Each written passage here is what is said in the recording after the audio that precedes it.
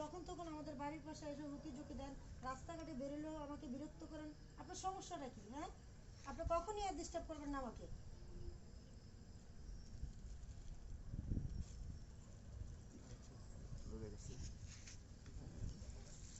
আপনি এতদিন রাস্তায় আমাকে ডিস্টার্ব করতেন, আজকে আমার বাড়ি পর্যন্ত চলে আসছেন। দেখেন ভাইয়া, আমি আপনাকে ভালো ভালো বলতেছি, আমার বাবা মা, আমরা এমনকি কেউ আমাদের ফ্যামিলির এগুলো পছন্দ করে না।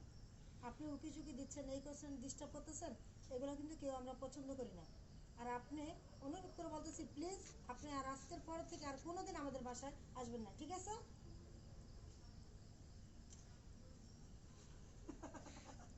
আচ্ছা দেখি তোমার একবার কাটে লাই ও না অপসরে একবারই কাট করি